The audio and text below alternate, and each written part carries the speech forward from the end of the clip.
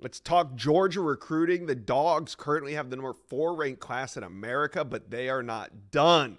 Can UGA finish number 1 before it's all said and done? I got Chad Simmons on this video, and we're going to talk about a few of the Dogs' most important remaining targets and also some flips on the horizon potentially. So before we get into it though, UGA fans, jump on board, hit subscribe to the best recruiting channel on all of YouTube, and we love talking UGA recruiting, so jump on board, hit subscribe for me, please. All right. Let's bring on Chad Simmons. Now, Chad, we are going to start with potentially Georgia's next commitment. Cornerback Jonte Gilbert out of Atlanta. He's going to make his decision on August 10th, my birthday. And Georgia's trending. Who else is in this one? And do you like the Dogs? Well, happy early birthday first, Josh. Mine's August 29th. We're August brothers there, I guess, in birthday months. But no, I do like where Georgia sits right now, Josh. I mean, I think this has been pretty fluid the last 4 or 5 months. You know, I go back to the spring and I'm looking at South Carolina as the favorite. You know, Clemson was in the mix very much late in the spring, early summer. He canceled that OV to Clemson, and then in stepped Georgia. They got him on campus late in May for a one-day camp, worked him out, did really well. Brought him back for an OV in June, and he went back late in July and worked out again with the staff some more. And Georgia's been very consistent since that late workout in May, and it's become a race between really NC State, that staff, Tony Gibson, defensive staff's done a great job in Raleigh, making them a competitor. And then Georgia, obviously the local school in its backyard, and Atlanta Douglas talent. But I like where Georgia sits here just days away. All right, now let's talk about 6'7", 360-pound offensive lineman Nick Brooks. That's just what UGA likes to recruit on the offensive line. Now he's going to make a decision soon, and it's coming down to Georgia, Texas, and USC. When does he decide, and who you got? Yeah, I think he decides somewhere likely in between your birthday and my birthday, Josh, at some point late in August. That's kind of the plan. Probably right now in that August 20 to 30 range is probably the plan. He's just getting settled back in. He made the move back to Georgia to finish out his high school career, played down here for a couple years, moved up to Iowa, a one-time Iowa commit, and played his junior season. Now moved back to Georgia this past weekend. Will play at Grayson High School his senior season. But right now it's a 3-team race. He's down to Georgia, Texas, and USC. Had extremely good, successful OVs there to those 3 schools over the summer. And even though he's back in the state of Georgia for his senior year, right now the buzz is shifting, kind of him leaving the state again to play college football. But you can never rule out Georgia. He loves Coach Searles, that staff. He's been there numerous times. He knows numerous commits, players on that team. So Georgia's still very much in the mix. I lean slightly towards Texas right now over USC, with Georgia rounding out the top 3.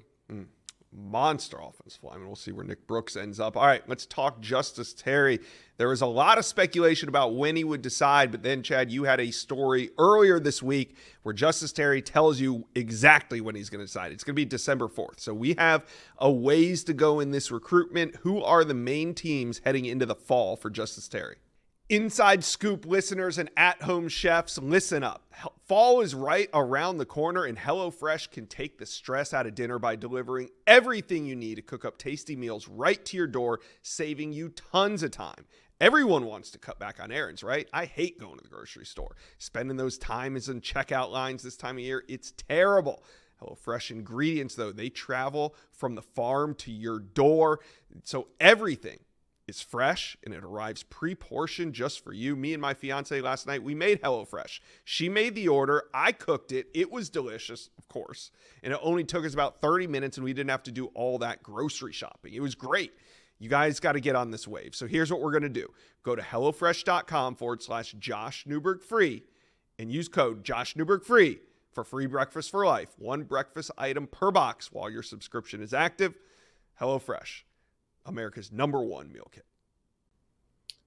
You know, I think Justice will continue to listen to anyone who really wants to put the effort in to recruit him. But I think it's a 3-team battle between Alabama, Florida State, and then Georgia. You know, he's taken OVs to all 3 schools. He's visited Georgia, double-digit times, somewhere around that same amount to Florida State. Been going to Tallahassee since his freshman year. Went to Alabama for an official visit late in June. He was back in Athens at Georgia.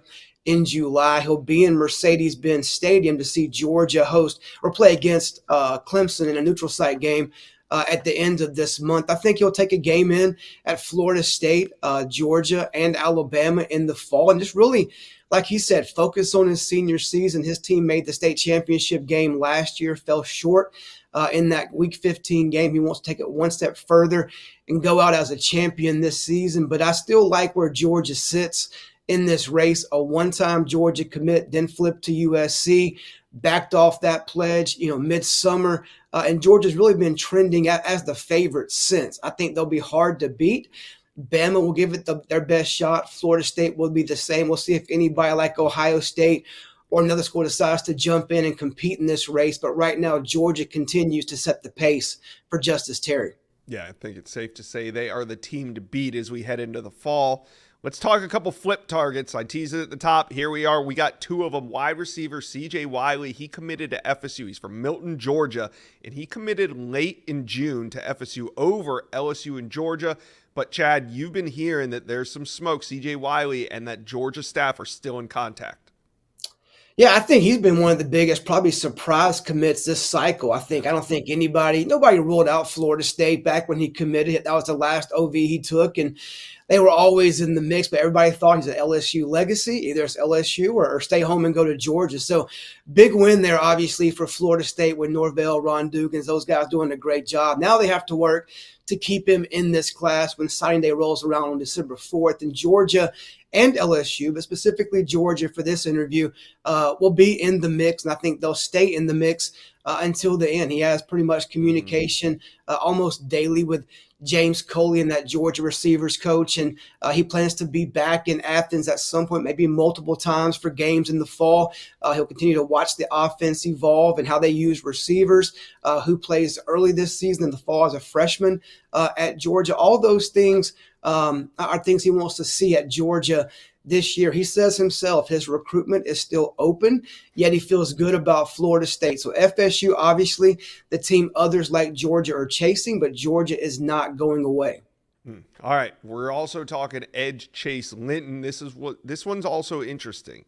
He's from Atlanta, Georgia, but committed to Rutgers on June 2nd. He goes 6'4", 215 pounds, and Chase Linton is now in the sights of the Georgia Bulldogs. What are the chances that they could flip him? Yeah, it's like I could hit repeat right here, Josh. It goes back to almost like Jonte Gilbert. Yeah, it does sound like same way. I mean, he camped at Georgia late in May, did a great job. He opened some eyes being 6'4", 215. I think he tested around 4.640 times showing athleticism. Obviously a smart kid in North Atlanta High School. He was back in Athens again, like Jonte Gilbert, late in July. Got some work again with the Georgia staff, and Coach Uribe's leading the way there as an edge guy.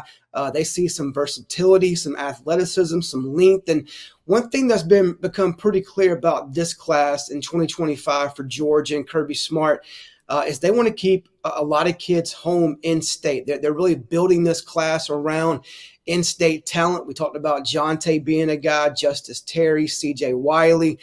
They have over a dozen commits from the home state this cycle as well. And Chase Linton has emerged as a new one. Georgia's working to flip from Rutgers in between those trips to Georgia. He committed to Rutgers early in June, and Rutgers has a lot of work to do, I'm hearing, to keep him in this class. To me, it's just a matter of time. I like where Georgia sits here to flip Chase Linton. He wants to be respectful and continue to talk to that staff at Rutgers, but Georgia's in a great position here to flip another in-state target. All right, Georgia fans, talk to us. How do we feel about these flips? CJ Wiley, Chase Linton, comment section below. Can Georgia get it done? And also, when this is all said and done, is this going to be a #1 class? Let us know, Georgia fans, comment section below. Well, you've made it to the end of today's video, but there's hundreds more videos on the On3 Recruits channel for you to check out. And also, while you're here, hit subscribe.